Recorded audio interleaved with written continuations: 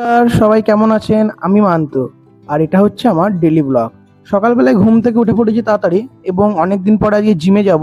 দেখুন হাই উঠছে, এখনো ঘুমটা ছাড়েনি। আর এইদিকে মা আর দিদিও বিশ্বাসই করতে পারছে না যে আমি আজকে সকাল সকাল ঘুম থেকে উঠে পড়েছি এবং আমি জিমে যাব। তা আজকে আমি যখন জিমে যাব, তা আমি আমার নিজের গাড়ি নিয়ে যাব না, কুন্তলদা আমাকে নিয়ে যাবে। তাই এই যে আমার গাড়ি, স্কুটি। আর এখন ঘড়িতে মোটামুটি বাজে হচ্ছে 6টা 19 মতন বাজে, আর আমি বেরিয়ে পড়েছি।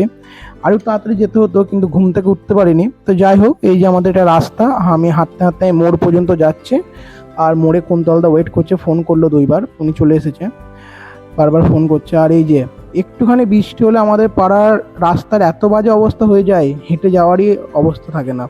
আমি তো হেঁটে যাই না, গাড়িতেই যাই, কিন্তু আমার গাড়িতে তেল নেই, তাই কুন্তলদার গাড়িতে যাবো। এই দেখো, বললাম না কুন্তলদা এসে ওয়েট করছে, অনেকক্ষণ দাঁড়িয়ে ছিল। এবার কুন্তলদার গাড়িতে চেপ করলাম এবং কুন্তলদার আমি অনেকদিন পরে জিমে যাচ্ছি। কুন্তলদা অবাক হয়ে যাচ্ছে যে আমি আজ জিমে যাবো বলে। কিছু করার নেই, এই বাস্তব, আমি জিমে যাচ্ছি। তা কিছুক্ষণ ভিডিও করলাম এবং কুন্তলদা বলছে এই ভিডিওটা কতদিন করবি?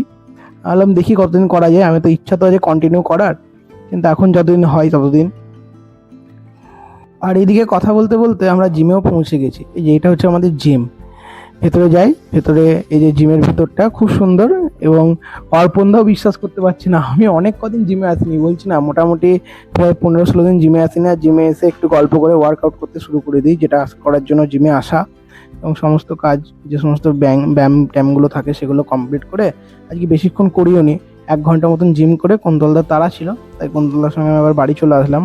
কুন্তলদা আমাকে মোড়ে নামিয়ে দিল এবং তারপরে আমি হাঁটতে হাঁটতে বাড়ি চলে আসি। আর এই যে সেই বাজে রাস্তাটাকে পার হতে যা কষ্ট লাগে, আর এই হচ্ছে